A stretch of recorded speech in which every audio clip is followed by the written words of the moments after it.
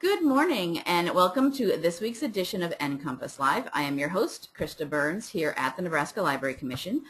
NCompass Live is the Library Commission's weekly online event where we cover anything that may be of interest to librarians across the state and outside of the state. We do these, could be interviews, presentations, little mini web tours, whatever we can come up with. We do these sessions every Wednesday morning, live every Wednesday morning at 10 a.m. Central Time, and they are recorded, so if you can't join us on Wednesday mornings, that's fine. You can watch any of our 3 years worth now of recordings. We're on our 3 years? Wow. I know, yeah. This is our 4th year of doing this. Wow. Yeah. So that's a lot out there, yeah. Once a month, we have what we call our Tech Talk with Michael Sauers. Michael Sauers, right next to me, is our Technology Innovation Librarian here at the Nebraska Library Commission. And he comes on and talks about any cool tech stuff that's come up in the past month, and has people come in with interviews, talks, whatever, tech, anything vaguely technology Vaguely tech related. Yeah. Yes. I'm sure tech will come up today. Yeah, it could be part of it. Absolutely. So I'm going to hand over to Michael to talk about what he's got for us this morning. All right, great. Thank you, Krista. So fall is conference time usually for most of us. I was at a state conference, a national conference, a little local state conference for tech people, and I saw a lot of presentations. Mm-hmm. I even gave a couple myself. And I also talked to a lot of people about the presentations they attended, and at least a couple of people indicated that a lot of people give not so great presentations. And then combo with that with a couple of recent blog posts I had seen about the same time about, here are my suggestions to give some good presentations. I thought, why don't we get a group of people who do presentations very well to kind of each have a little time to give their opinion as to what they think makes a good presentation and what needs to be involved in doing that.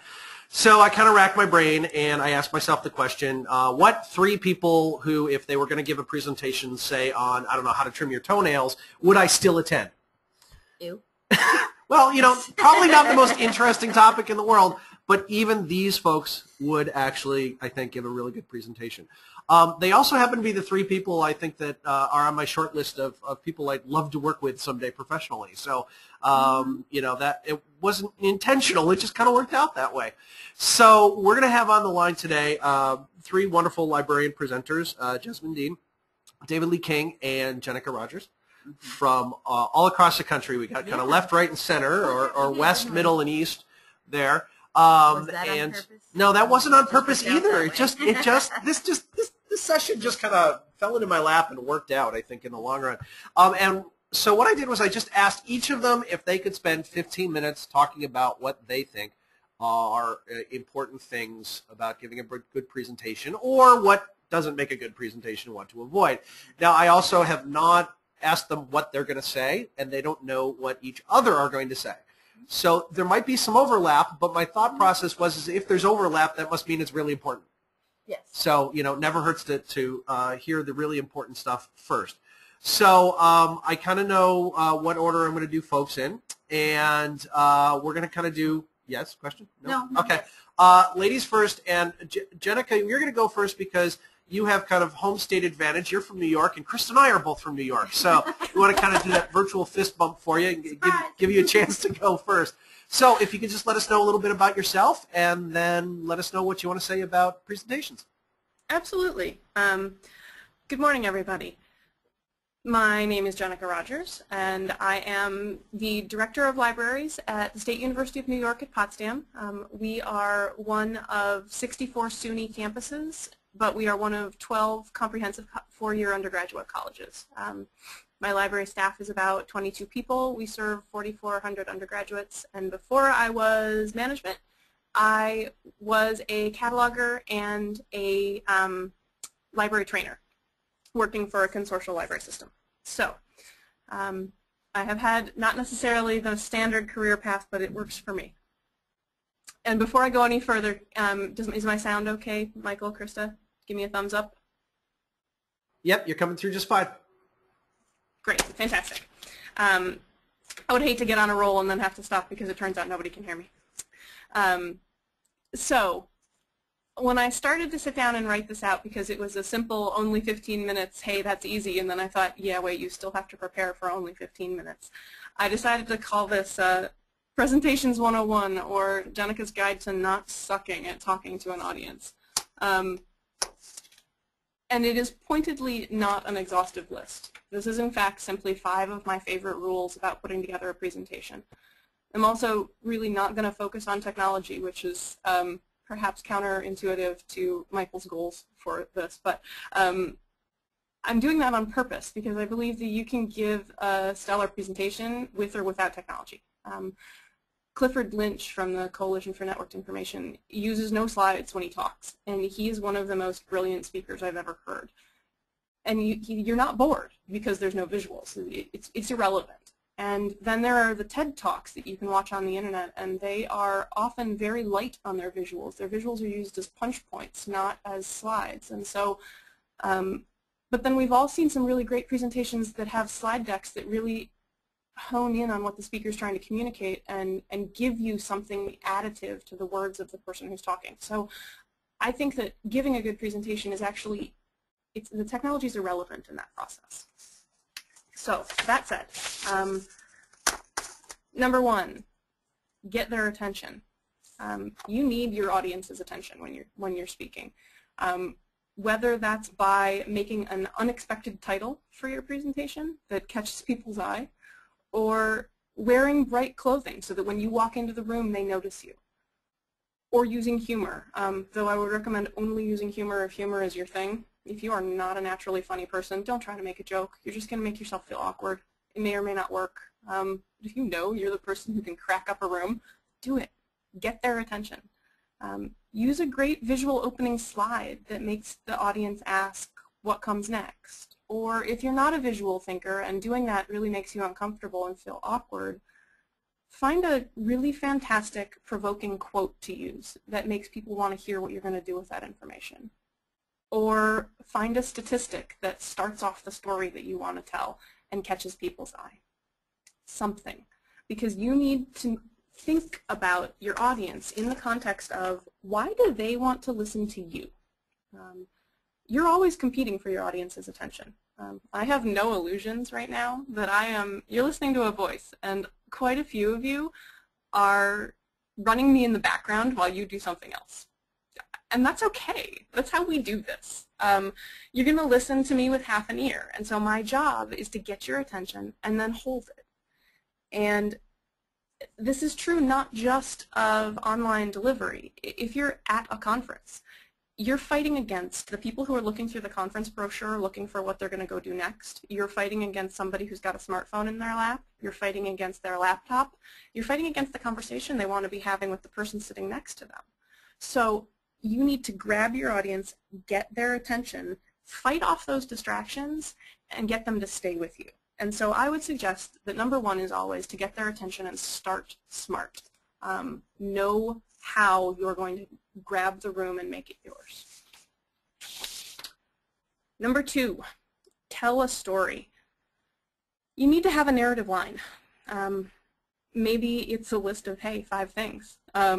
Or maybe it's a classic 5-paragraph essay format with an opening, a body of argument, and a closing, like many of us were taught to do in high school.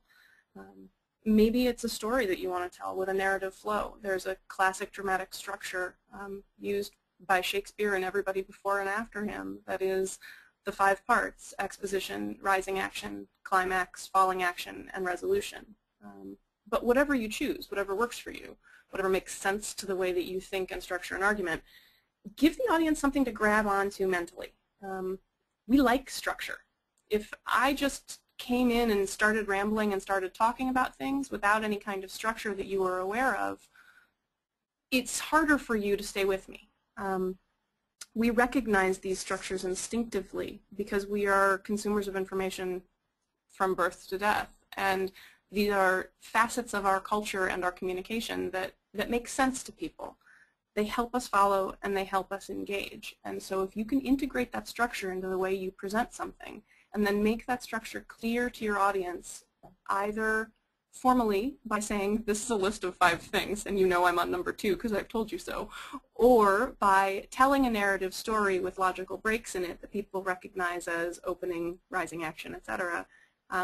You've given them something to help them pay attention rather than simply asking them to trust you for 45 minutes. We're not very good at paying attention.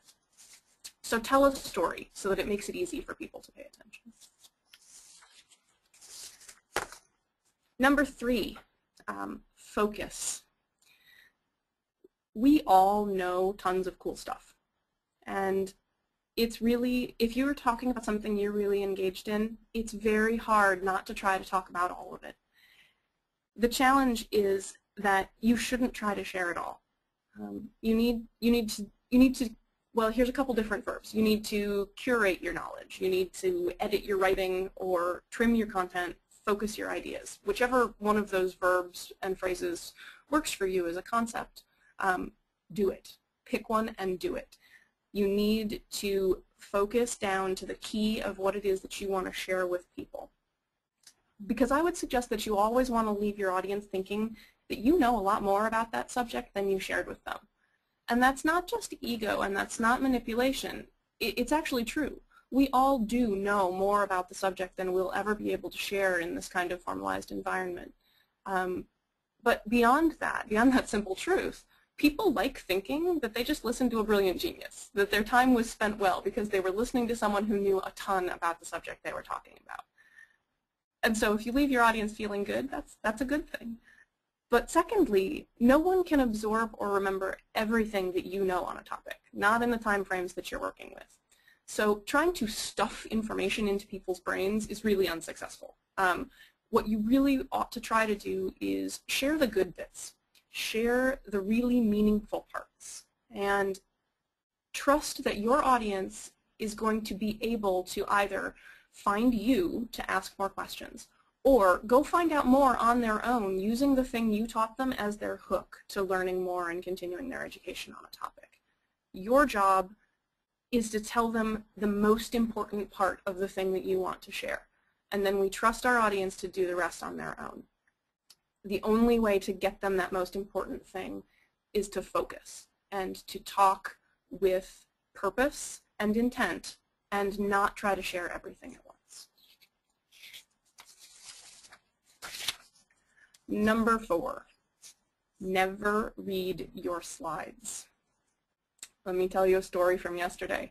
I posted on Twitter that I was going to be doing this session, and I received a tweet that said, just attended a conference where quite a few papers are still read aloud, which should be verboten. It should be forbidden. It is totally not okay. The most deadly, dull thing, we all know this, we've been there, is sitting and listening to someone read a speech without engaging with the audience, without engaging with their topic. There's no character to that kind of presentation. There's no energy in it. It may be very well written and it may be very well spoken, but it's certainly not engaging. And so the offshoot of that is my number 4, which is never read your slides. It's really very simple. Just don't do it. If you can't resist reading word for word the things that are written on your slide deck when you're giving a presentation, don't make slides with words. If you're not a visual person and you can't figure out how to make slides that don't have words on them and you can't not read them, then don't use slides. Because the audience does not need you to read them your slides. They can read, and they're reading them over your shoulder as you stand there. So if you're reading them exactly what's on the screen, they read faster than you can talk. And they've gotten ahead of you, and they're no longer interested in the words coming out of your mouth. You just became boring.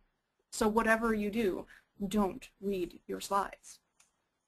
If your content, and that's, I know, a scary thing for people to think about. We've come to see having a slide deck as our crutch. I know for myself, I'm actually holding a printed out slide deck right now that has all my notes written on it and all the things I wanted to say, and it keeps me going, it keeps me in order, it keeps me on topic, and it keeps me focused. But if I put it up for you to see, you're going to read it, and then you're going to listen to me say it, and listening to me say it is boring once you've read it already. There's no engagement there. There's no reason for you to engage with me talking if you already know what I'm going to say. So I'm not showing you these notes because I would rather that you listen to my voice. So if you have a narrative, your content's focused, and you've got the audience's attention, you really don't need a slide full of words. And they don't either.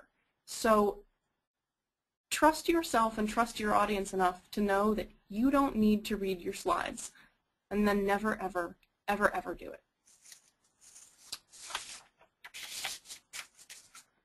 And number 5, end well. I, in October, was one of the keynote speakers at the New Zealand Lianza Conference, which is their National Library Association conference. And I was invited to give my presentation 2 times before the conference happened because I was speaking to different regional organizations, people who wouldn't be able to make it to the national conference.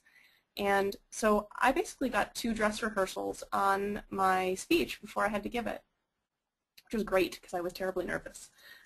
But before I gave the 3rd talk, I read an article online, and it's actually referenced in the blog post that's on the screen right now, so if you'd like a link, you can dig through that post to get it. It was about the importance of endings, and it really resonated for me. So I added 3 minutes to my 45-minute talk, and I used a new metaphor about farmers and libraries to wrap up my message. I essentially said farmers have never had a good year, but they keep farming anyway because it matters, and I think libraries are the same. We never have a good year, but we keep librarying anyway because it matters. And that talk went so much better than the 2 preceding. Nothing else had changed except that last 3 minutes. Because that closing metaphor was what people needed to hear. Half the people who talked to me about my speech at the reception afterwards mentioned that last piece, that one additive bit. It wasn't even the meat of the talk, but it was a smart closing. Because we want people to remember something about what we say. I mean, generally speaking, you hope they remember all of the smart things and the information that you were trying to share, but if they remember anything about what you talked about, you're winning, because then they're going to be able to remember that you said interesting things about this topic. Even if they don't remember what they were, they can go do their research and find out, and you've made an impact on them. But the thing is, people don't remember beginnings, and they usually don't even remember the long middle. That's why they put all of the side effect information in drug commercials in the middle, because you're going to remember the end, not the middle. So they put it in the middle where they think you're going to forget about it. And then they put good stuff at the end.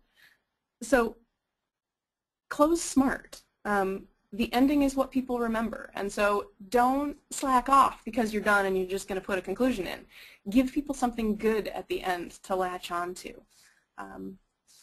And with that, I'm going to end without giving you a fancy good ending, because I'm not the ending, actually. We've got David and Jez to come up. So I will pass this onward, and thank you for the time.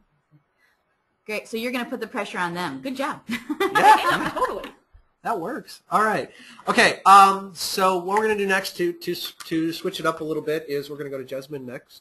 Oh, yeah, I'm going to save. I've got some questions, but I'm going to save them for the group at the end. Oh, okay. Sorry. And we haven't gotten any audience questions at this point. No. Don't forget, okay. if you do have any questions, feel free to do the, type them in at any time. We'll grab them there. I'm going to mute you now, Jenica, and unmute Jezmynne, and we are going to then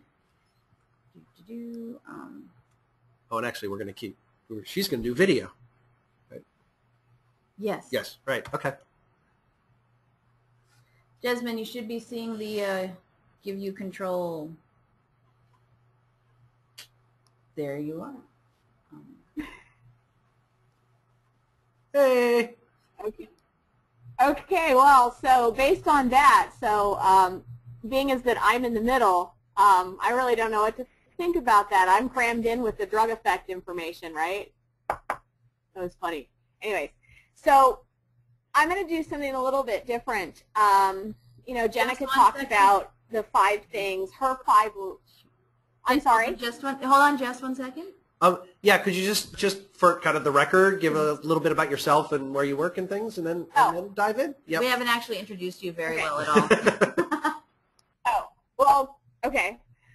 My name is Jezmynne Dene. I'm the director at the Portneuf District Library in Chevik, Idaho. It is a very small library in a fairly rural area. The most notable thing about my version of librarianship is that I live very soundly on the other side of the digital divide. At my house only a few weeks ago, I was able to actually purchase DSL as an internet option. So now I know what Netflix streaming and all of this kind of stuff is. And that makes a huge impact on the kind of librarianship that I do and the public that I serve. But I do feel very strongly about getting out and presenting and sharing the information that I'm discovering and learning. So I present regularly at national conferences, things like this, and heavily in my regional areas. So I'm doing something a little bit different than what Jenica did. Jenica talked about her 5 rules, and when I sat down to put this information together, I wanted to think about my experiences as a presenter, but also my experiences as sitting in the audience, and talk about things that matter to me when I'm sitting and receiving information, and also talking about the things that I really consider and think about when I start to prepare or get ready. I would like to say that the most important takeaway that I would like to give you all is that you need to be confident. You need to have confidence in what you're doing. And by preparing and following through with some different key ideas, like Jenica's rules and some of the things that I'll talk about, what David will talk about, you'll have the confidence to really do well. And in being confident, you're also comfortable. So if you're confident about what you're talking about and what you're doing, you're not going to be uncomfortable on the stage, and you're not going to be uncomfortable in front of your audience, or at least as much, right? Because we all get a little bit of, we all get nervous. The most important thing to start with is to give yourself adequate time to think about and prepare your topic. So we all have to submit a proposal for our presentations. And when you sit down and you write that proposal, it is imperative that you actually start writing your outline for your talk. Usually you have to come up with 500 to 750 words or something like that for your abstract. So while you're putting your thoughts together, take the extra 10, 15, 30 minutes and just hash out a really rough outline right there while you're submitting your proposal. That way you have the structure that you need in order to fill in the details. You can hit your major points. You can identify the objectives and the takeaways that you want your audience to learn, and you're ready so that over time you can sit down and work, even if it's just 15 minutes a day, to put your presentation together, to fill into the details of that rough outline that you started as soon as you made your presentation proposal. You don't want to wait till the last minute, of course. Waiting till the last minute is going to shatter your confidence. You're not going to be comfortable, because if you wait till the last minute, you're not going to be able to remember all of the little details that you squeaked in. You might get a slide or two reversed, so you might be talking about something while showing something else. And if you give yourself lots of time to prepare, you're going to avoid a lot of those pitfalls. And of course, you don't want to miss out on all of the conference fun and networking locked up in your hotel room doing your slides at the last minute. And there's a lot of people that end up doing that because they don't have adequate preparation time, or they don't have enough battery on the airplane or what have you, and so they end up sitting in their hotel room instead of taking advantage of that valuable networking time doing their slides. So just get it done as early as you can. Work really rapidly so that when you are there at your conference, way before you need to do your talk, you've got everything buttoned up, your outlines are done, your slides are done, and you can really walk in with a level of confidence from that preparation. Another thing to think about is that you need to be passionate about your topic. You need to care about your topic, like your topic. And this comes from watching a fair amount of people who have been asked, hey, we need somebody to do this presentation to fill in our schedule. Would you just come in and talk about that? If you don't really care about what you're talking about, you're not going to give a good presentation. So to get back to what Michael was talking about with the toenail presentation, if really you could care less about that, see if you can't find somebody else to give that talk for you. You don't want to put yourself into a position where you have to talk about something that isn't interesting at all. because you're not going to have the excitement and the enthusiasm and the joy that you have sharing something. If you're really passionate about what you're talking about, if you really want to share, if you really want to get those ideas out there, you're going to bring a level of excitement.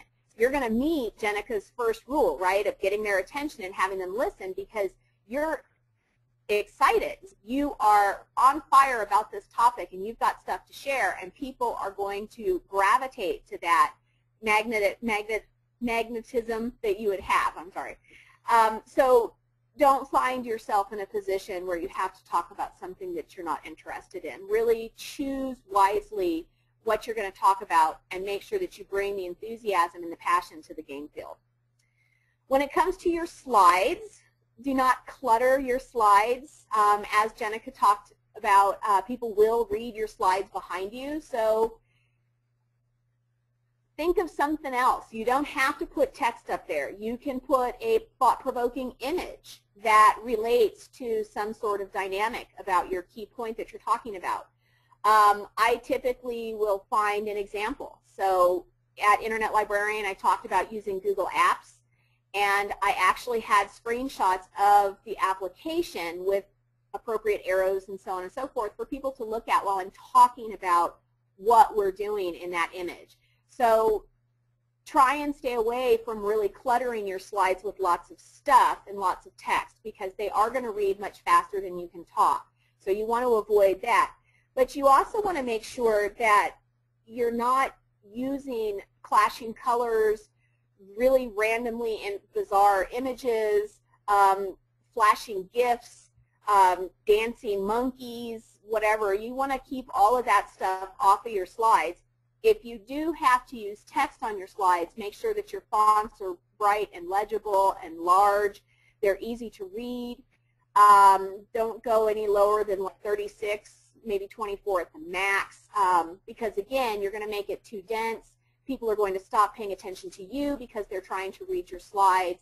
If you absolutely have to put text on your slides, make it an overarching point to your talk, and then fill in the details with your talk. Make it very, very concise, and kind of think about, okay, my 90-year-old grandmother is in the audience, and will Grandma be able to read this slide? So if you have to use text, kind of think of it from that perspective. Don't even play, in my very personal opinion, with the fancy swipes and dissolves and clip arts and all of this way that you transition your slides around. I recently attended a presentation at the Idaho Library Association, and the content was completely lost because I was trying not to have a seizure from the amount of flipping that all of these slides were doing. And it was very difficult for me to remain engaged because the presenter thought that they were doing a very good and interesting thing with all of these fancy dissolves and flipping, but in reality it made it very difficult to listen, and it was very distracting to see in the background behind the presenter. So I would just say, just keep it clean, keep it professional, keep it concise, and stay very focused on your slides. The next thing I'm going to talk about is your environment. When you are going in, think about the environment where you'll be working. And this isn't just the podium, the auditorium, the audience, the seats, the lighting. That's not what I mean here. What I mean by your environment is the environment where you'll be working. So look at your laptop, and really look carefully at that too, because you want to avoid having tons of stuff on your background. So I don't know if you guys can see my background behind my webcam image, but it's just a picture. There's no icons. You can't see my status bar or my dock or any of that kind of stuff. You want to avoid cluttering, again, this work environment, so that if you have to transition from PowerPoint to a video, that people don't see pictures of, you know, your cat on the couch doing some weird random thing, or that you are so disorganized because you've got just icon after icon after icon after icon, or that you've got this huge doc with tons of stuff. Years ago, I attended a presentation where the majority of the conversation going on in the presentation on the Twitter stream in the back channel was how many icons this guy had in his doc. I don't even know what he was talking about. because everybody was asking, well, how many can you get in there? Can you cram any more in there? And it was just really distracting. So think about your environment. Make your environment really pure. Make sure that you don't have a lot of clutter on your desktop, that you've got a bland, sort of interesting, visually interesting picture, but nothing that is really odd or strange or entirely too personal as well. You don't want to go there. Make sure that your status bar and all that kind of stuff is just really clear so that you have, again, a clean place so that your audience can focus on what you're talking about and what you're doing. I always encourage people to take their own laptop. You know your hotkeys, you know your shortcuts, you know whether or not you've got it to double click or to single click open, all of the stuff that we've done to manipulate our work environment. Take that with you. There are a few things that are more frustrating as taking your presentation and having to plug into somebody else's laptop and finding out that your slide advancer isn't going to work with their software, or perhaps they don't even have the software that you need. So if you can, take your work environment with you, because that way you have a level of consistency that is going to reinforce the confidence that you have for your topic, because you don't have to worry about, you know, trying to make somebody else's stuff work. So that's really, really important as well. Turn off all your notifications. I once attended a instruction session. This was years ago at another job. The head of instruction was also the biology liaison librarian, and he was teaching to freshman biology students on how to use Web of Science and Google Scholar. And he did not bother to turn off his email notifications, and so for the entire hour and a half that he is trying to teach freshmen how to do searches, little things are popping up on his screen to tell him that he's received a new email about a new title or a licensing agreement. It was extremely distracting, and the kids had extreme difficulty following because constantly there was this interruption with the notifications. So definitely turn off your notifications. And I would even encourage you on your own laptop, don't use your profile when you're giving a presentation. Create a teaching profile or a presenting profile that only has the software and the document that you need for that presentation, nothing else. And that way you know you're coming in with a blank slate where you can just operate and focus yourself on the task at hand without having to be interrupted as well, or deal with any of the other stuff that might be in your personal profile. I also think it's really important to interact with your audience. One of the most difficult things for me about giving webinars is that I can't see you. I can't listen to you. I can't see you nodding your head. I can't acknowledge the fact that somebody has a question. Engaging in your audience will also share your enthusiasm and share your confidence about what you're talking about. So give yourself time to ask questions. Try and engage your audience into your topic. If you do ask a question, make sure that you give yourself the 2 to 3 seconds of silence afterwards.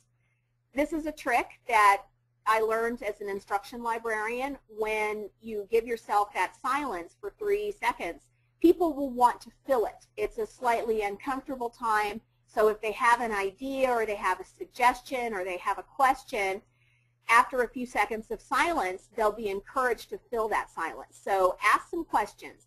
See if you can't put some discussion points into your talk so that as you're talking you can stop and say, okay, well, what do you think about this? What other suggestions might you have about this? So that people still feel engaged. And this is going to also get back to what Jenica was talking about with getting their attention, because they're going to engage in you if all of a sudden you're asking them a question. They have to set down their smartphone and stop tweeting about what you're saying because you've just asked them to interact with you.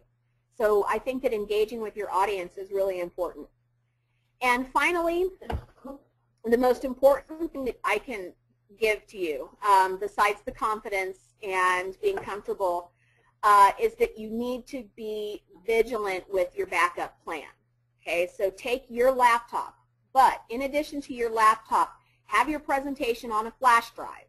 In addition to your flash drive, have your presentation uploaded to Dropbox or Google Apps. In addition to that, have it in your email. Have multiple formats. I can't tell you how many times that has helped me.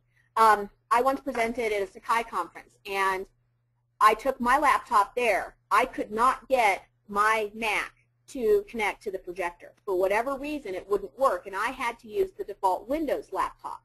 Well, I had a Keynote slide, and it wouldn't load properly on the Windows PowerPoint. So thankfully, though, I had made a conversion of my slides into a PDF, and I was able to just simply use the PDF in order to get through my presentation. So really think about how can you be super prepared for everything. You may have it just on your laptop, but if you can't use your laptop, have a flash drive. If the file formats aren't compatible, make sure that you've got multiple file formats. Upload it to Google Presentations or to SlideShare, but if they don't have internet, make sure that you've got backup. So really think about that, because again, if you don't have to worry about this tech stuff at the very end, you can just walk in and be confident knowing that this is an easily solvable problem. It's not going to rattle you, you're not going to be shook up, and you're not going to be standing there trying to figure out what to do while the audience is slowly losing their attention. So those are some of the topics that I brought in. These are the things that I really think about and that I've experienced both as a presenter and as an audience member. So that's kind of my 15 minutes of fame for today. Great, thank you very much. We're going to switch over to David next. Just want to say a couple of things while we're working on that. Thank you, Jezmynne. We did get a couple of questions come through, but what we're going to do is, I'm trying to do two things at once here. Whoops, sorry, excuse me. We're going to save those towards the end because I do want to kind of hear what all of the presenters have to say about those things. Okay, so let's see. I got to change microphones here. Audience list. I can do it. I can do it. Okay. And David, you're there? Yes, I am. All right. Go for it, and just let us know a little bit about yourself before you get too into the presenting thing. Okay. I am David King. You probably know me online as David Lee King at davidleeking.com. So I blog. I work at Topeka and Shawnee County Public Library as the digital branch manager, so in charge of IT and all things web at my library. That's what I like to do. And I have written about doing presentations. That's a blog post I have up there, and I'm sort of going to go through those points real fast. And you'll hear some repetition here because Jenica and Jezmynne touched on some of the stuff that I find important too. So that's cool. So 10 points. Number 1, templates are always bad. They're evil. They tend to have really dated images and graphics that go with it, so you look like you're coming from last century.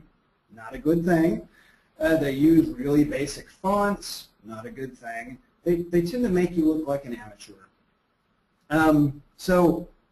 And they also tend to, Jenica touched on this a little bit, they tend to make you think in outline mode because that's how the default PowerPoint or Keynote or whatever software works. It's basically doing a visual version of an outline. So don't do that. Don't use that at all. Just make your outline somewhere else and then start emphasizing the slide. Go to a blank slide, drop in photos, maybe a big word, that kind of thing. Drop in screenshots that are backing up what you're actually saying. Because that's what the visual part of your presentation is. It's sort of supporting what you're saying. It's not the thing. Although they're fun to make, I think. Point number 2, presenter notes. Most presentation software has some type of presenter notes. Keynote has a great display for these. PowerPoint has a type of thing like that too. They're very useful. I will tend to do my outline in something else like Word, or sometimes I use mind mapping software like Mind Manager. I'll do my outline there, and then I'll drop little parts and pieces of my outline just into the notes view, and then from that I'll say, okay, well, what can I use on this slide to then support what I'm saying? So that helps. It's also sort of going with my next point that's coming up in a second. Using presenter notes is a whole lot better on stage than, say, a big, huge stack of your paper printed notes. That's hard to deal with. very much so, especially if you drop them, if you're feeling a little nervous. It's not a good thing. Okay, so which goes to point number 3, presenter view. You can use something called presenter view. Keynote has a great one. PowerPoint has a fine one. It doesn't always work quite as well for me anyway, but I really like the presenter view in my Macintosh, my Apple version of Keynote, because it shows whatever I want it to. I usually have my current slide showing up, so I don't have to turn around and look at the screen to see where I am. It also has the next slide coming up, so I know what's coming up next. I usually have my notes, my speaker notes, presenter notes there also, and a timer. And the timer I find extremely useful because it keeps me on time. If I'm supposed to do a 40-minute presentation, I know where I am. So I can say, oh, I've got 5 more minutes and 25 more slides, shoot, or whatever. So, presenter view. Next point, learn in the PC. Jezmynne sort of touched on this when she said take your own equipment.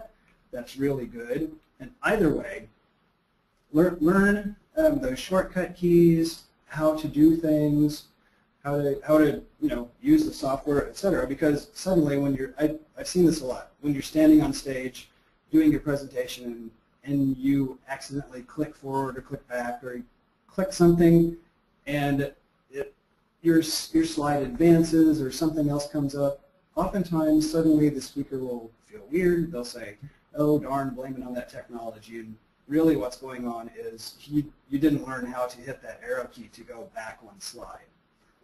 So learn it, get comfortable with it, and that will help you be comfortable on stage. Next point, screenshots. Okay, so if you're doing a 3 to 6 hour seminar that's maybe hands-on, using live web, for an example, is great. You can show people what to do. Or maybe if you're doing, like if you're an academic librarian and you're doing an instructional session, using a live web thing is fine because you might not even be using a PowerPoint in that case. Otherwise, if you're doing a presentation, a lot of these presentations I do and Jezmynne and Jenica and Michael, Krista do, they're 20 to 40 to 1 hour long, right? So use screenshots instead of the live web. Even if you're talking about, like I'll talk about my website a lot. I use screenshots because more often than not, if you're standing up on stage at a conference center, the web is not going to work all that well. It will work wonderfully until it's actually your turn to present, and then it will die for some reason. Or your website will go down, or it will be slower than you expected, or the resolution will be sort of weird, and it feels weird because you're suddenly up there in front of people, and you're like, oh shoot, what's happening? So I always take a screenshot. Then afterwards in the Q&A session, if you have time, and somebody says, can I see that? Then you can think about opening up the browser and that kind of thing. It makes it go faster. Although, Jezmynne, I want to say I now really want to use a slide full of dancing monkeys somehow. That would be awesome.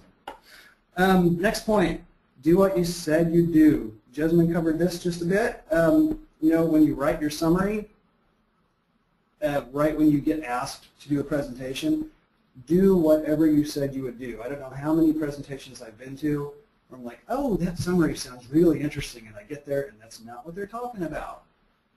I came to hear what the summary said they'd talk about. So just stick to that. If you say, I'm going to cover 5 points, make sure you have 5 points. Pretty simple stuff. Next, transitions. Jenica and Jezmynne both touched on this. And this is really important. So how I would cover this is say, create an introduction. That's not so much I'm David King or whatever, but make a beginning and an ending to your presentation, so finish well. And also work on those transitions where you're moving from point to point. You can either do it visually on your slide deck. You can also support that by, in your talking part of your presentation, say, now let's go to point number 2. It just gives it a flow. Depending on how you're doing your presentation, you can even do it with body language. If you're going to point number 2, or you're saying, I'm going to point number 2, you can step across the stage. Anything you can do to make it clear that, hey, we're moving to the next thing, do that. That helps. And none of that at the end of your presentation, which I've been guilty of too. Oh, well, I guess I'm done now. Don't do that. Instead say, okay, here's what we talked about, and here's the thing I want to leave you with. Now do we have questions? That's a much better way to end your presentation. Next, rehearse. That will help with your transitions. People will think you're better, you're a good speaker if you actually have rehearsed your presentation a bit. Rehearsing also helps you hone down that timing and that pacing, so you're not, freaked out by people staring at you, so you're going too fast, or you're going too slow and explaining your points more, and then you realize, oh, I've got 20 more points in 1 minute. Darn it. So it just helps you practice that. Set a timer, figure out how fast you need to go. That will help you when you're actually on stage in front of people doing your presentation. Everybody will like that much better. And you'll feel a lot more comfortable with the content you're talking about if you've gone over it once. If you have some phrases or important points you want to say, that helps. Okay, next point, interact. I think this is point number 9. Everybody else has mentioned this in some way already, but there are some ways to do this, and it just helps you connect with your audience a little better if you interact with them. Look at them once in a while, that helps. Ask a question and then respond, even if it's just one of those quick polls like, who owns or who uses Facebook? Or what do you think about that? Get a show of hands before you move to your next point or something like that. The Q&A at the end is good, but it really helps to connect with that audience if you're doing that throughout the presentation somewhat. And it can help break up the presentation, and it keeps it interesting. Then finally, my last point here would be that this is actually a performance. I come from a music background, so I'm used to performing, even in 6th grade band, woohoo. But, this is very similar to that 6th grade band performance because you're dressed nicer than usual, perhaps. You're on a stage in front of people. You have a microphone. Feels like a performance, right? You're getting nervous. That's because it is. It is definitely a performance. So you don't have to suddenly, act and put on your Shakespearean language thing, but prepare. You're on stage. People came to listen to you. That's cool. Feel good about that. But also realize that, they want to see you do a good job. You want to do a good job. So if you do some of these things we've all mentioned, that will help your performance go over well. So those are my points. I think, Michael, do we have some Q&A time now?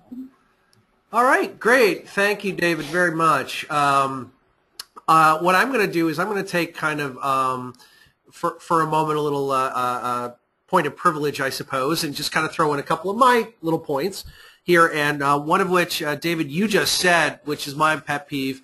As much as Jezmynne, I agree with you, bring your own equipment, then actually know how your equipment works. I just want to stress that. I mean, what's the function key to get the projector to work? How does it hook to the projector? PowerPoint. That is always my pet peeve. Watching a presenter try to just get the laptop running is just one of my big things. Something that all of you did, although Jenica, you went first, so you didn't really have the opportunity, but I've seen a lot of good presenters. You pay attention to what the other presenters have been saying, and then as appropriate, work it in to your presentation.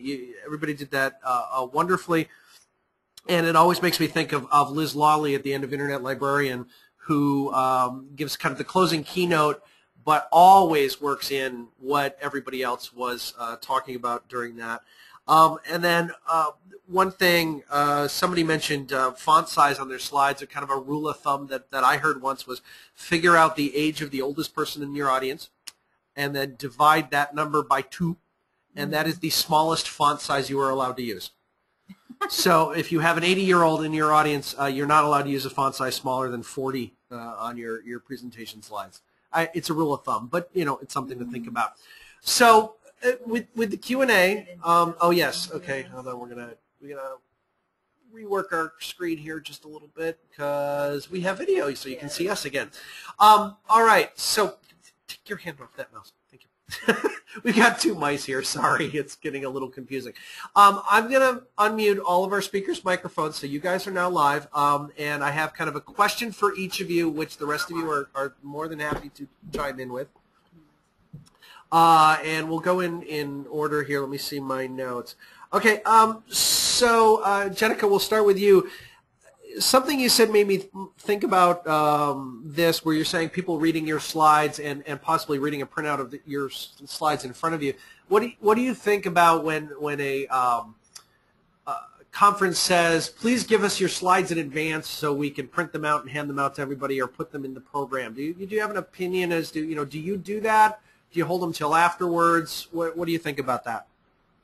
I have my answer, and then I have a probably better answer. So my answer is I always say no, which is not, it comes from my position of privilege that I'm often being asked to speak, so I get to say no. I am not requesting to speak by applying for things. I'm often speaking because I have been invited. So I can say no, which makes it not a very good answer. Okay. My better answer is that I would ask if I could decline. You're very diplomatic. but I would ask if I could decline with good reason, which is that often the best presentations are the ones, like you just said, that respond to what has come before. And so if I provided slides or an outline, it wouldn't be accurate to what I was likely to say in truth on the day. And because, well, to support what Jez had said about preparing in advance, there's also something to be said for responding to what you heard yesterday at this conference and integrating that into what you have to share, because we're all constantly learning and thinking about new things. And if you can link yourself into that dialogue, then there's added value for the people who are listening to you talk. And so I am very reluctant to provide anything too far in advance because our profession changes so quickly. Our information environment is constantly changing that I don't know that something I put together 3 months ago is going to be relevant tomorrow. And I therefore would request to decline to provide those things in advance simply because I would feel that they wouldn't be an accurate representation of what my intentions were. Jezmynne or David, do you have I agree with Jenica completely. Do you guys have a different answer to that question? I actually agree completely. That's what I do too. I say no. One slight difference, I guess. If I really, really have to, which I've had to a time or two, I'll do it, and I'll say, these aren't the final slides. Because usually if I'm asked that, I'm asked for them probably 3 months in advance or something like that. Yeah. My presentation, I usually try to have it pretty well honed out 1 to 2 weeks in advance. So if they want it that fast, I can usually do it. But yeah, usually it's way in advance. I'm just like, no. In a kind way. I have to agree. I don't ever put my slides up, and mostly because with my presentation style, I have a bunch of meaningless images. So how is that going to be helpful for anybody who's trying to learn who didn't attend my presentation? So I just don't. I was asked and pressured recently at a conference to supply something because they wanted to have something that people could look back and review afterwards. So I actually created a separate set of slides that just had bullet points to go with the images that I was using. That way I could at least kind of get my talk up for the internet because the association wanted it, but otherwise I don't. And I also required that I do that after I presented. So, but otherwise I don't either. Yeah, now, I will usually give a version of it afterwards. Right. I'll often dump it to SlideShare, but instead of maybe giving them the PowerPoint file or whatever, I'll dump it to SlideShare, link it to my blog, and then send them the link to my blog. That will give people who didn't go a taste of what was happening. I mean, like Jezmynne, my slides are usually big fat pictures. So it only gives a taste, which I'm good with, because if people are more interested, they can hire me to speak. And it also sends them to my blog so they can get introduced to it. So I'm a bit of a self-promoter that way, I suppose. Hey, never hurts. Absolutely. Yeah, I think it can be a combination of what both Jezmynne and Jessica were saying. Definitely prepare ahead of time, have what you want to say ready, but be prepared to, flexible, and be prepared to change it at the last minute. When Jezmynne was talking about having your, don't be doing them at the conference and not being able to do stuff, I was laughing because I've actually done that, done them at the conference, but not from scratch. I've had something ahead of time, but at conference something came up and I wanted it to be totally reactive to that, and I went into my room and tweaked the slides like a couple hours beforehand because I had heard something or seen something, and then made it totally applicable. So be prepared, but also be prepared to make a change at the last minute if you want to. All right.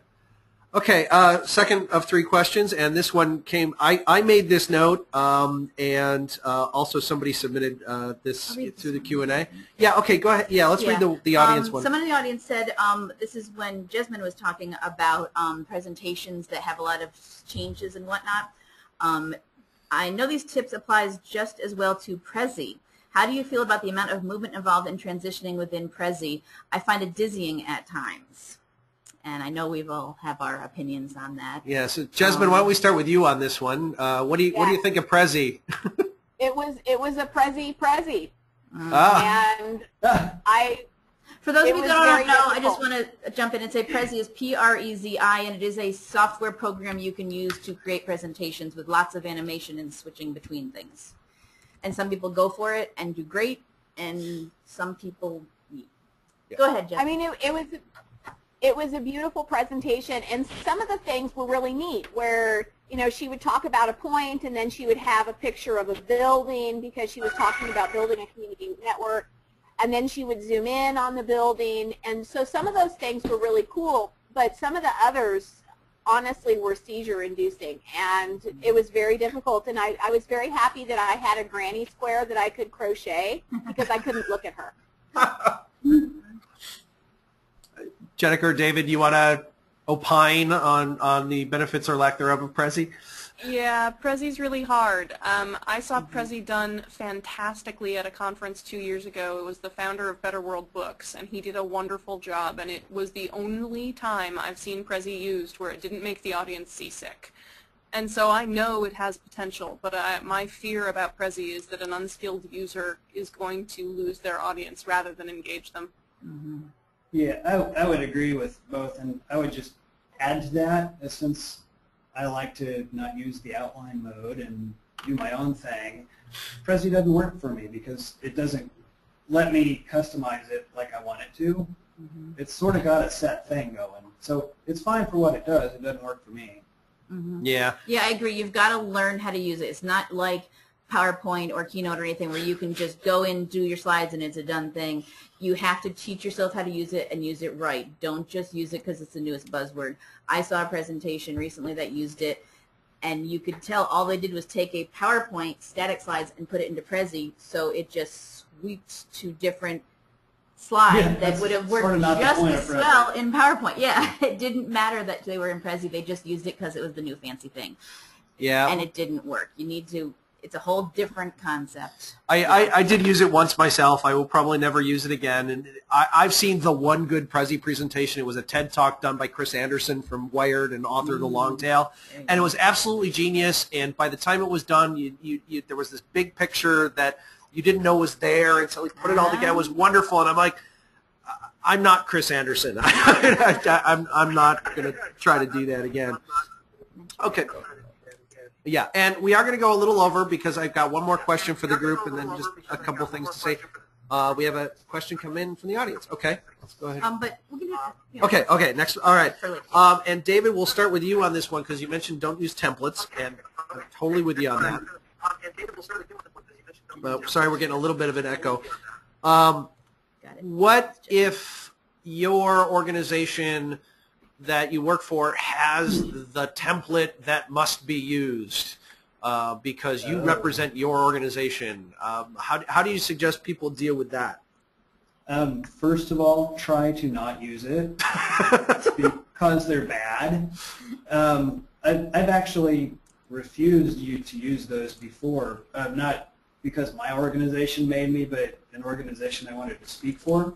Speak Out wanted me to use one, and I just said no, and I was able to do that because I was the speaker they wanted to have.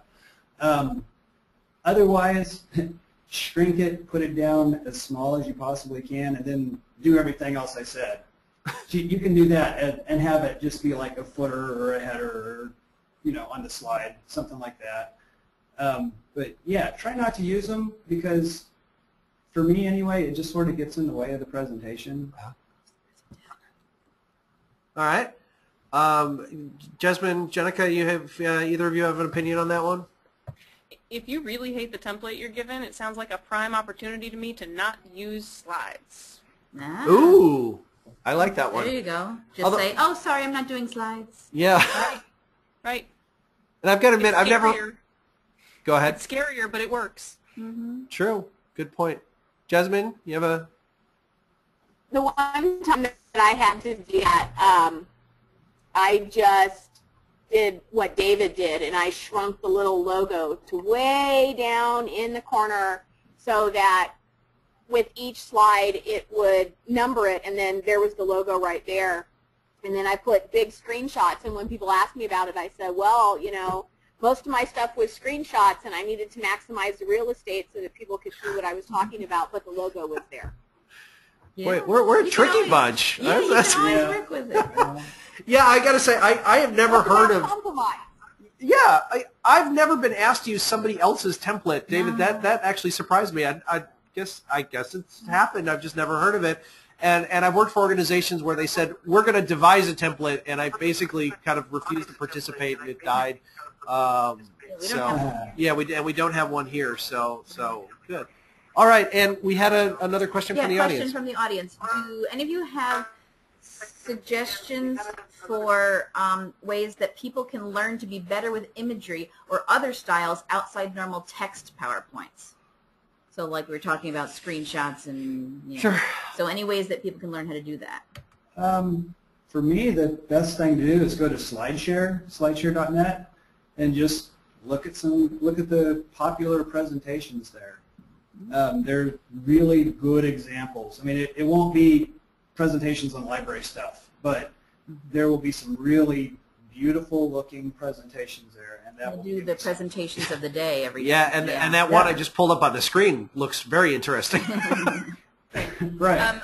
I would add to that another place to get a lot of inspiration about ways that you can do presentations differently is to watch a bunch of TED Talks. You will not only learn some really interesting and inspiring stuff, but you'll see some presentation styles that are strikingly effective and very non-traditional.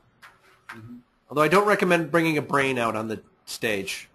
No, probably not. Though that was very effective. I must, you know, but yeah, anyways. All right. Jezmynne, did you have a comment on that one? I usually try to come up with a screenshot, and most of my presentations have been surrounding use of an application or using an application. So I've been really lucky that the majority of my stuff, I've just been able to put up screenshots.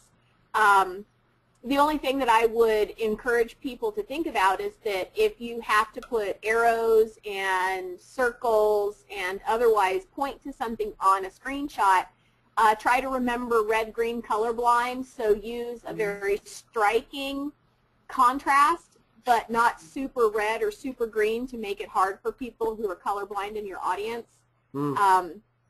But, you know, I also like to troll the Flickr Creative Commons. Yep. Just for very interesting and poignant images as well. You can also use those. I successfully used for all of my freshman instruction at the Claremont Colleges lolcats. So you may want to think about your audience when you choose your images. Yep.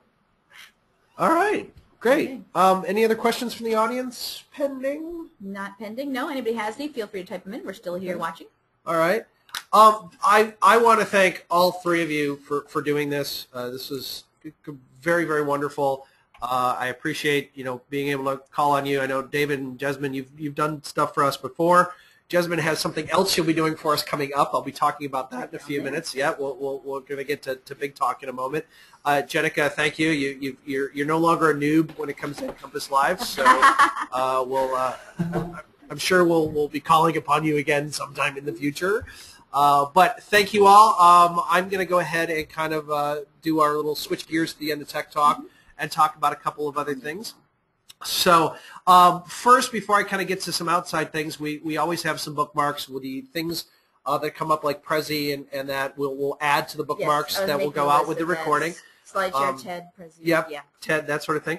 Some of the bookmarks that I added are just some of the books I have read and used and highly recommend if you're kind of new to presenting, and maybe some of these would kind of answer some of that last questions about this. Confessions of a Public Speaker, wonderful narrative and kind of a longer form version of some of the stuff that we talked about here today. Presentation Zen and The Naked Presenter from Gar Reynolds. He's a wonderful presenter. He talks about slide design and putting your things together and how to use imagery and not relying on bullet points. Resonate, the one there is from Nancy Duarte. Duarte Design is the company that Al Gore used to put together his Inconvenient Truth presentation slides. So if you are impressed by his slides, he actually hired somebody to do them, but they are wonderful slides.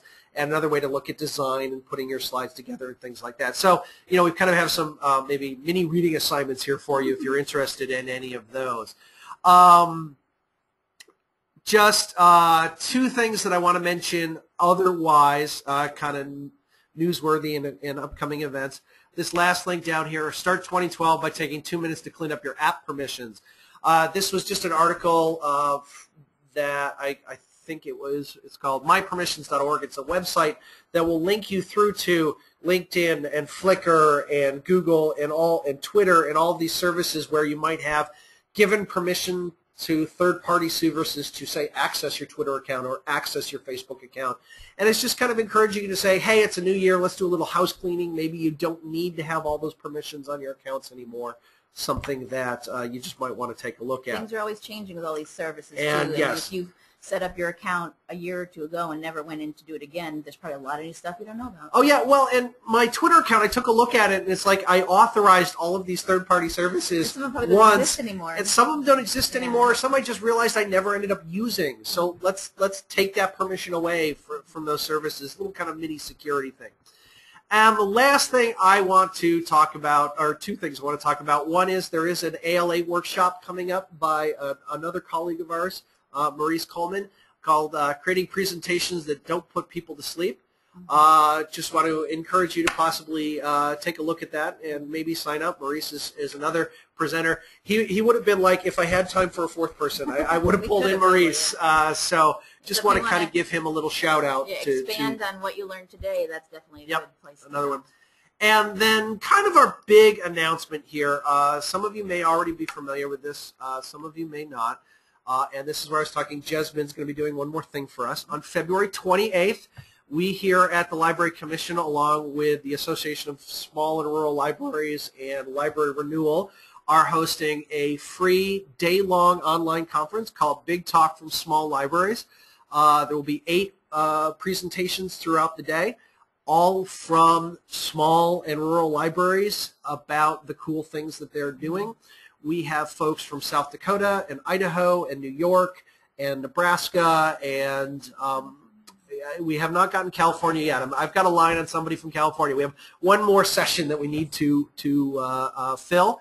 We are at over 100 registrations already in less than a week. We have 1,000 seats, so tell everybody. If you're from a big library, you're welcome to attend. If you're from a small library, you're welcome to attend. If you're from outside of the country, you're allowed to attend. We want anybody and everybody who's interested to check it out. We're not picky. Well, we want to share this stuff, and Jezmynne will be one of our speakers talking about working in the cloud. So I want to point everybody to that. Please take a look at it. It's called Big Talk from Small Libraries. It will be on February 28th. As usual, we plan on recording everything and sharing material afterwards, but we do encourage you to come and register for that. And it is an all-day event. The schedule will be up there telling you what is happening each hour, and you are able to jump in and out as you want to just see a presentation that may be of interest or use to you. You don't have to sit there all day long if you don't. But you're welcome to. But you're welcome to, yes. But feel free, you can pop in and out as you feel. All right, so that is my Tech Talk. Google NCompass Live to go to our website. All right. Okay. Well, no questions have come in at the last minute for us or for anybody. Once again, yes, thank you, Jenica, Jezmynne, and David. That was an awesome presentation. Yay. The recording has been done, and it will be up with no slides, which is great, but with links, all those delicious links and anything else that you guys mentioned. But I want to just click on the thing for it. Invite you to join us for next week's NCompass Live, which there's no description yet, which will be about a very, very recent in the news issue, SOPA and PIPA, the online piracy, IP, et cetera, things going on. Last week was a huge deal, things going on about it, so we have got a speaker to come in and talk to us about this. Brandon Butler, who's the Director of Public Policy Initiatives at the Association of Research Libraries, which is also, Association of Research Libraries is part of the Library Copyright Alliance. He will be with us next Wednesday morning to tell us, talk about SOPA and PIPA and how it relates to libraries. So if you want to learn more, know more about that, or participate in the conversation even, sign up and join us for that. Other than that, we are done. We're Nothing good. new has come All in. right. Thank you very much, everyone. Thank you very much for attending, and hopefully we will see you next week. Thanks. Bye-bye. Bye.